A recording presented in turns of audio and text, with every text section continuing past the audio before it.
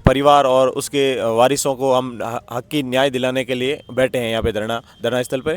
समस्त कर्मचारी जो ठेका कर्मचारी हैं वो समस्त उसके फेवर में खड़े हैं। रही बात एमडीएम प्रशासन की, कल 2 बजे के बाद में हम यहाँ धरना स्थल पर बैठे हैं मोर्चे के आगे।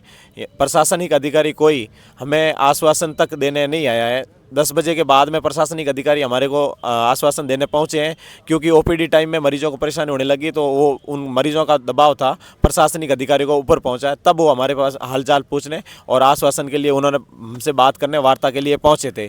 डेथ हो गई उसमें, उसके बाद से लेकर के सुबह 10 बजे तक कोई भी अधिकारी नहीं आया, प्रशासनिक अधिकारी। जो हम हॉस्पिटल स्टाफ है, हॉस्पिटल स्टाफ होने के बाद हॉस्पिटल का जो प्रशासनिक अधिकारी है वो भी आकर के हम लोगों को आश्वासन देना वो भी जरूरी नहीं समझा उन्होंने।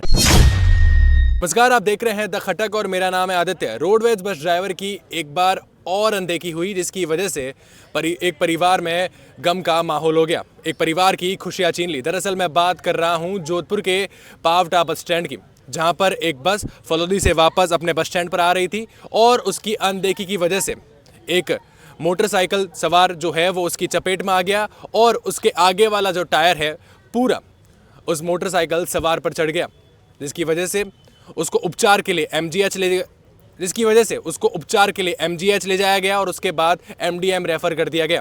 लेकिन उस व्यक्ति ने दम तोड़ दिया। अब मैं एमडीएम की मोर्चरी के बाहर बैठा हूं और यहां पर ठेकाकर्मी के साथ जो कर्मचारी थे वो धरने पर बैठे हैं और अपनी जायज़ मांगों की मांग कर रहे हैं। आइए मैं बात करता हूं उनके साथी कर्मचारियों से कि उनका क्या कहना है और कब तक ये धरना जो है वो चलता रहेगा और आखिर क्या उनकी मांगे हैं जो सरकार प्रशासन को माननी होगी। सर, आप बताएं पूरे घटनाक्रम के बारे में, क्या घटनाक्रम रहा और अब क्या मांगे हैं जिसके लिए ठेकाकर्मी के जो कर्मचारी हैं, साथी कर्मचारी हैं, विक्की जो मृतक है उनके साथी कर्मचारी इस धरने पर बैठे हैं। हमारा साथी कर्मचारी विक्की है, उसके परिवार और उसके वारिसों को हम हक की न्याय दिलाने के लिए बैठे हैं यहाँ पे धरना स्थल पे। समस्त कर्मचारी जो ठेका कर्मचारी हैं वो समस्त उसके फेवर में खड़े हैं। रही बात एमडीएम प्रशासन की, कल 2 बजे के बाद में हम यहाँ धरना स्थल पर बैठे हैं मोर्चे के आगे। प्रशासनिक अधिकारी कोई हमें आश्वासन तक देने नहीं आया है। 10 बजे के बाद में प्रशासनिक अधिकारी हमारे को आश्वासन देने पहुंचे हैं, क्योंकि ओपीडी टाइम में मरीजों को परेशानी होने लगी तो वो उन मरीजों का दबाव था, प्रशासनिक अधिकारी को ऊपर पहुंचा है, तब वो हमारे पास हालचाल पूछने और आश्वासन के लिए उन्होंने हमसे बात करने वार्ता के लिए पहुंचे थे। उन्होंने आश्वासन बोला कि हमारे तरफ से प्रशासनिक खंड पूरा जो अधिकारी दल है वो आपके समर्थन में है। वो 10 बजे के बाद में हमारे पास में पहुँचे हैं। हमारी मांग है कि परिवार के साथ में, जो परिवार में कमाने वाला एक विक्की ही मात्र विक्की था, उसके लिए हम परिवार जो उचित हो सरकार से और प्रशासन से चाहेंगे कि उसके परिवार को पूरी आर्थिक और जो उसके हक में बेहतर हो वो न्याय दिलाने का कष्ट करें। आप क्या कहेंगे इस बारे में? मेरा यही कहना है कि जब ये कल दोपहर 2 से 2:30 बजे का इंसिडेंट है, उस दौरान इलाज के दौरान हमारे विक्की की डेथ हो गई। उसमें उसके बाद से लेकर के सुबह 10 बजे तक कोई भी अधिकारी नहीं आया, प्रशासनिक अधिकारी। जो हम हॉस्पिटल स्टाफ है, हॉस्पिटल स्टाफ होने के बाद हॉस्पिटल का जो प्रशासनिक अधिकारी है वो भी आकर के हम लोगों को आश्वासन देना वो भी ज़रूरी नहीं समझा उन्होंने। और सुबह जब ओपीडी खुलती है 9 बजे और 1 घंटे के अंदर जब हॉस्पिटल की व्यवस्था चरमराई, उस टाइम उन्होंने आकर के बोला कि आप मरीजों को देखते हुए अपना कार्यभार संभालें।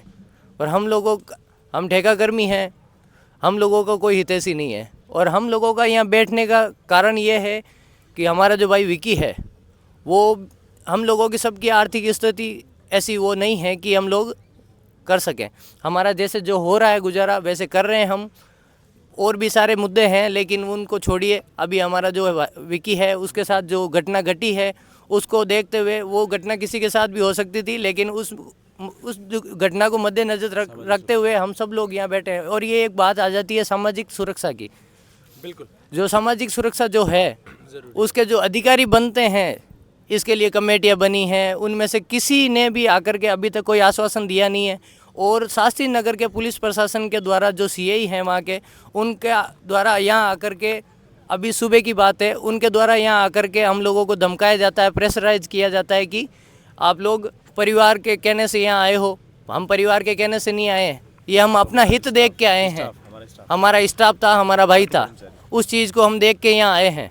ये चीज़ हमारे साथ भी हो सकती है। उन लोगों प्रशासन जो शास्त्री नगर थाना अधिकारी है उनका कहना है कि आप लोगों को फर्जी केस डाल के अंदर कर दिया जाएगा। ठीक है, जो आपको वाजिब कार्रवाई लगे वो करिए, और हम हमारे जो जिस धारणा से बैठे हैं जो बस ड्राइवर था उसकी गिरफ्तारी हो चुकी है। पुलिस प्रशासन से हमारा कुछ था ही नहीं, हमारा था जो हमारा जायज़ मांगे थी कि भाई एक जो नियमित जो मुआवजा होता है वो मुआवजा मिल जाए, ताकि परिवार को एक संरक्षण मिल जाता है। बिल्कुल। ठीक है, आर्थिक सहायता जो होती है वो मिल जाए। और फिर दूसरी बात, इसकी जो वाइफ है वो अभी 2 महीने से प्रेग्नेंट है, तो ये एक जो सती हुई है ये बहुत बड़ा नुकसान है, परिवार के लिए भी है और हम लोगों के लिए भी है। पिछले 8 साल से मैं कार्यरत हूँ, विकी जो हमारा भाई था वो 10 साल से कार्यरत है यहाँ। हम लोगों का एक परिवार जैसा माहौल है। जो आज विकी की आज साथ हुआ है वो आज चला गया हमें छोड़ के, ये हमारे परिवार का नुकसान है। हम यहाँ जो हॉस्पिटल परिसर है ये हमारा घर है, और यहाँ का सारे कर्मचारी हमारे परिवार की तरह हैं।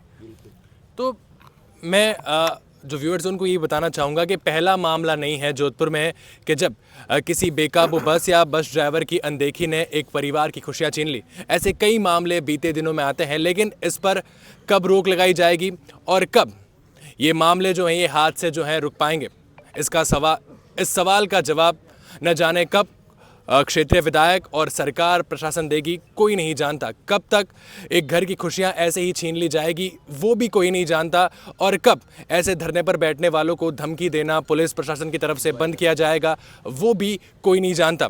खैर, आप मुझे ज़रूर बताएं आप क्या जानते हैं इस बारे में, और ऐसी हर जानकारियों के लिए द खटक के साथ जुड़े रहिएगा।